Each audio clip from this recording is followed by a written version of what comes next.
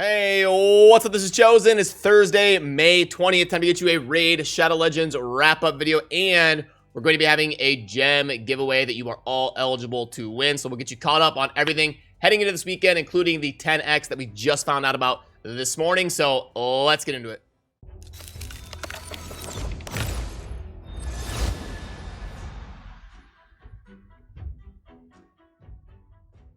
Alrighty, so first of all, for the gem giveaway, how can you win? It's super easy. All you have to do is be a subscriber to the channel and then click your avatar up here in the top left, go under info, copy your ID and post it as a comment. That's it. If you're a sub and you post your ID as a comment, you are eligible to win. Tomorrow during my normal live stream time, about 24 hours after releasing this video, we'll pull up a random comment generator. We'll pick 5 winners that will get 540 gems, and because I've got your ID, I can go ahead and just directly put it in your account, and you will be off and running with your gems. So now, let's get into this 10x. And quickly, before I dive into the champions, remember, it's not live as of me making this video. You want to click on the portal, go to the eye, and then down here in this dead space, you'll see all the champions that are in the 10x typically. And it does coincide. If I pull up the rule events, you can see on that orange section up top under events, we've got a summon rush on the 21st, and that will be this will be kind of like the coinciding event with that summon rush is the 10x for these champions that we're about to go over right now. And those champions are Cardio, Hawkhorn Smashlord, Skartorsis, Countess Lix, Runekeeper, Dazdurk, Battle Sage, Sanguinea, and Ugo. Now I'm going to give you a really quick synopsis on each champion. Cardio is a newer Void Legendary and was kind of Plarium just kind of trying out, countering certain factions. You can see he's got an ability here that he's also going to place True Fear if a target is Demon Spawn, Undead, or Night Revenant. So he's a pretty fun champion that introduced a new mechanic to the game. Definitely a pretty solid Lego. Hawkhorn Smashlord is mostly known as kind of a go second absorber that can be an immunity cleanser for like an arena situation. This A2 here is really good for the arena. It's going to cleanse all debuffs on all allies, then place a block debuffs on all allies for 2 turns, and then heal all allies based on this champion's HP. So a really solid ability for those defensive go second arena teams. Skartorsis is, I mean, he's got some cool things on paper about him. He's got an AoE A1 with a chance to steal a random buff. That's actually a really solid A1. You've got some buff manipulation and an AoE hitter. And he's also got an aura of 33% speed in dungeons. So he's a pretty good legendary early and mid game. He does start to fall off a little bit in the end game. The Countess Lix is actually got a pretty crazy kit on paper. It seems like she's going to be absolutely insane, and I think she's better. She was released with Astralon, kind of in tandem with Astralon, and I think she is better than Astralon in general. But when we look at her kit, she's got A1 that places Weaken. She's got an A2 that's a triple hitter AoE that does the big version of decreased speed and decreases turn meter. She's got another AoE that blocks active skills and also decreases the cooldown of ally skills. So, like, lots going on with Countess Lix that has insane utility. And honestly, she probably doesn't get enough love for how insane her kit is. Then we get into the epics, and first is going to be Runekeeper Dazdurk, who is a newer addition to the Dwarf faction. And he's pretty solid, especially for Faction Wars. Definitely an above average epic. The Leech on the A1 can be really handy for boss fights. Then we've got turn meter fill on a 3-turn cooldown when booked for the A2. And he's got some continuous heal that can't be removed. And he's also going to heal based on his HP. So he's definitely a very solid support. He's got amazing base stats too, by the way. Over 20k HP, 1250 defense, 105 base speed. And so definitely an above average epic. And if your dwarf team is struggling, he'd be a good addition to it. Battle Sage is an epic I haven't talked about for a while, with the AoE A1 and an increased attack buff that cannot be removed. But the main thing with her is the cleanse. She's going to do an AoE debuff removal on all allies, and then she's also got Revive on Death on a target, and at least it is 3 turns, but it's single target, so not a very good A3 there. But she does have the aura of speed in all battles by 19%, so a pretty solid early game epic. Sanguinea also has pretty insane base stats for an epic with the 20.5 HP, almost 1200 defense and 105 base speed. She got an A1 that's a triple hitter that can reduce buff duration, very good on an A1. And then she's going to block debuffs. 1 turn is a little bit unfortunate. Usually you like to see that be 2 turns. But she does also get some heals from that. And then she's going to be transferring debuffs. So she's got a really interesting kit that can be very impactful with the right team and in the right fight.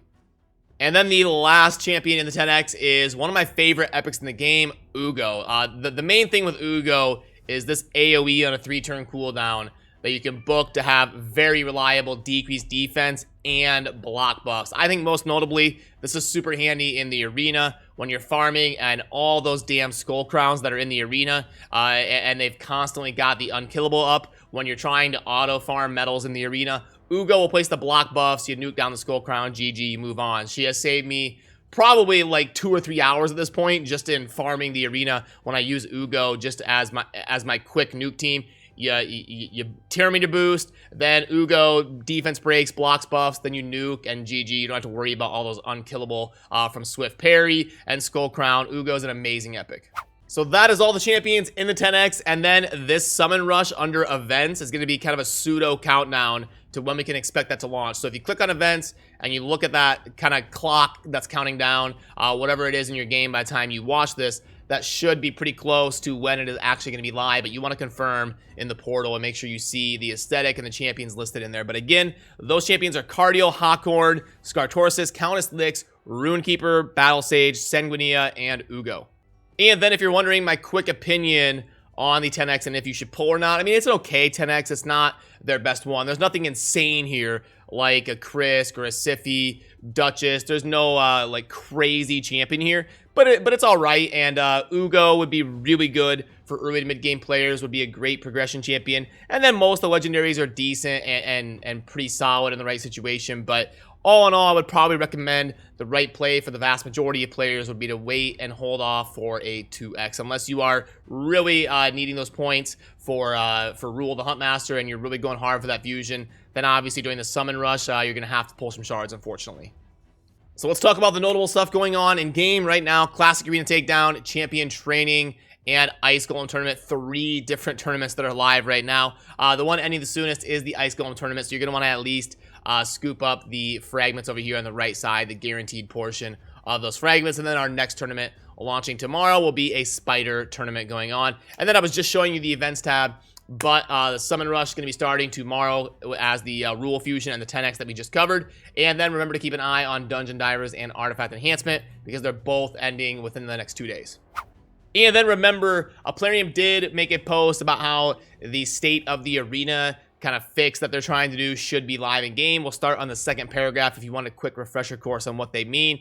Matchmaking adjustments, the changes will only concern tweaking the matchmaking in bronze and silver tiers. So gold is going to be left alone, and platinum obviously. We'll still be filtering the opponents in these tiers by players' account power and level as before, but pairing in bronze will be configured in such a way that newbies will not meet the teams way out of their depth and will be able to steadily progress to silver. As for silver, naturally this tier will be more challenging than bronze, but the opponent selection will still not be so harsh. As for gold, where we do not filter opponents by their account power here and only use the current arena placement as the main criteria when picking opponents, this tier will remain challenging. Be ready to fight strong opponents here and remain competitive. Defensive battles will implement a flexible system to prevent players from being demoted to the lower tiers too quickly by losing defensive battles in bronze and silver tiers. It's logical to assume the higher your tier, the greater is the number of points that you can potentially lose in defensive battles. And then the next section of this, they're basically just saying, you know, the arena is supposed to be tough, so go into it knowing that it's going to be a challenge. It's the PvP section of the game, so weigh your expectations accordingly and stuff like that. So anyway, I have not been able to play in the bronze and silver tiers. You guys will have to let me know. Do you notice a difference? I would love to hear your feedback if bronze and silver are a little bit more realistic for players to compete instead of facing all those crazy Siphi, Tormund, Krisk type teams down in bronze. So I would love to hear your input on that if you're noticing a change. And let's go ahead and head on into the shop and see if there's anything worth going over here. Okay, so we've got 80 XP brews. And we're going to do 8 and 5 on the books. 5 and then 6 4-star chicken. And 4 of the 5-star. Okay, 2.19.